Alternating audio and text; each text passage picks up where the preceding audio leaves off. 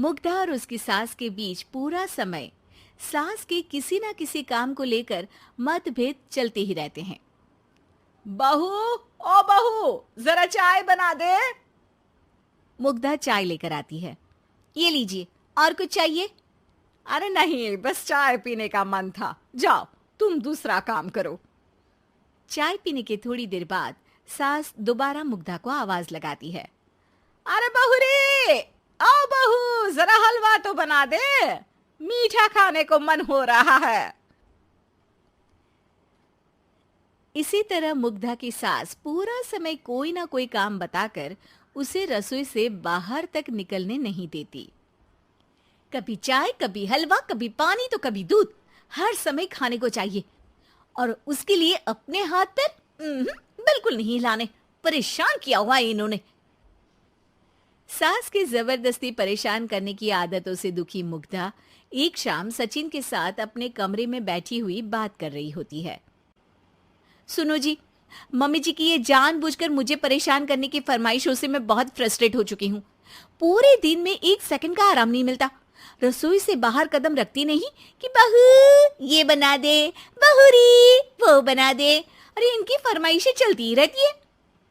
अरे मुग्धा, माँ खाने की शौकीन है, पर उम्र हो चली है, खुद खाना नहीं बना सकती, इसलिए तुमसे बोलती है। अरे तो शौक भी उम्र देख कर रखने चाहिए ना। समझ में नहीं आता, हर समय फेविकॉल का जोड़ लगाए सोफे से चिपके बैठी रहती है। इतना सब डाइजेस्ट कैसे हो जाता है उन्हें? अरे तुम मेरी माँ से इतनी नफरत कैसे कर सकती हो? मैं उनसे नफरत नहीं करती जी, बस परेशान हूँ। जहां मुग्धा अपने पति से ये सब बोल रही होती है, वहीं उसकी सास भी कमरे के बाहर दरवाजे से कान लगाए सारी बातें सुन रही होती है और अगली दोपहर रसोई में मुग्धा के पास जाती है। बहू, आज ना मेरा कुछ मसालेदार खाने का मन है। तो चाय बना दो, मुझे बहुत पसंद है। अरे ना, ऐसा कर लिट्टी चोखा बना ले। और हाँ, जितना मसाला बातों में मिलाकर पति को सुनाती हो ना, सब्जी में भी वैसे ही डाला करो, खाना स्वादिष्ट बनेगा। सास की बात सुनकर मुग्धा हैरान रह जाती है। मतलब अब पूरा समय मुझ पर हुक्म चलाने के साथ बंद कमरे में हुई पति पत्नी की बीच की बातें भी सुनती है? अरे बात जब मेरी थी तो सुनने में क्या दिक्कत है? ये कहकर सास वहां से चली जाती है। अरे अब तो हद पार हो गई, इस तरह से तो ये मेरा जीना मुश्किल कर देंगी। मुग्धा सास की हरकतों से परेशान उसका हल सोचने लगती है और इसी तरह कुछ दिन बीत जाते हैं, जिसमें सास का जन्मदिन आता है। मुग्धा बहुत खुशी के साथ अपनी सास को एंड्रॉइड मोबाइल गिफ्ट करती है। मम्मी, आपको सबसे बात करने के लिए बहुत दिक्कत होती है ना, कभी सचिन तो कभी मुझे बोलना पड़ता है, पर इस मोबाइल से आपको कोई दिक्कत नहीं होगी। एक जगह बैठे बैठे बहुत कुछ कर सकती हैं अब आप। मोबाइल देख सासू माँ खुश हो जाती है, पर उसे इस्तेमाल करना तो आता नहीं, इसलिए साइड में रख देती है। जिसे देख मुग्धा घर का सारा काम छोड़ मोबाइल सेट कर सास को इस्तेमाल करना सिखाने लगती है, जिसके बाद अब सास पूरा समय मोबाइल में ही लगी रहती है। हाय, जब से मम्मी को मोबाइल मिला है मेरी लाइफ में कितनी शांति आई है। अच्छा है, इसी तरह बिजी रहे तो मैं भी सुकून की जिंदगी जी पाऊंगी। अब मुग्धा जब मन करे काम करना, जैसा चाहे वैसा खाना बनाकर खाना, पूरा समय रिलैक्स और खुश रहने लगती है।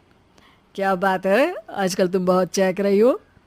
अरे मम्मी जी से छुटकारा जो मिला है, अब ना फरमाइशें ना छुप छुप कर बातें सुनना।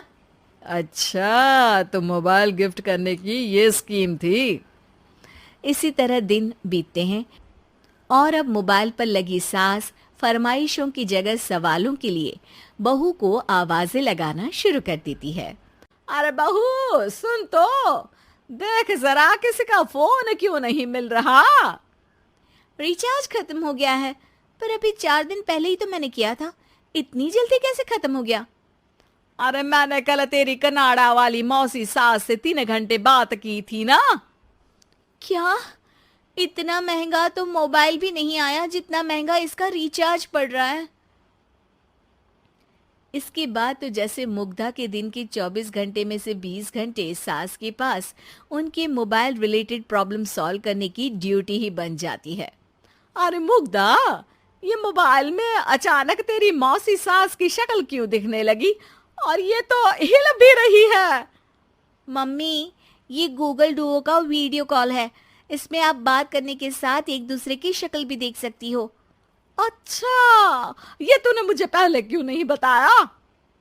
अब बताने के लिए पहले नहीं बताया। इसी बीच सचिन भी वहां आ जाता है और सास अपनी वीडियो कॉल में बिजी हो जाती है। क्यों, सास बहू में क्या गपशप चल रही है? इसे गपशप नहीं, दिमाग का दही होना बोलते हैं। पर तुम तो मम्मी को मोबाइल देकर बहुत खुश थी, फिर क्या हुआ? हाँ, उसका सुकून भी कुछ ही दिन मिला। अब घर के टंटे खत्म हुए तो मोबाइल की टिंग टिंग शुरू हो गई। देखो भाई, कुछ पाने के लिए कुछ खोना तो पड़ता है।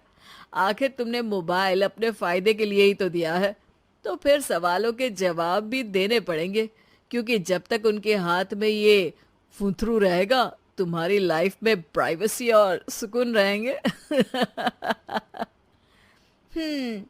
कहने का मतलब है अगर इससे प्यार बढ़े तो दाग अच्छे हैं।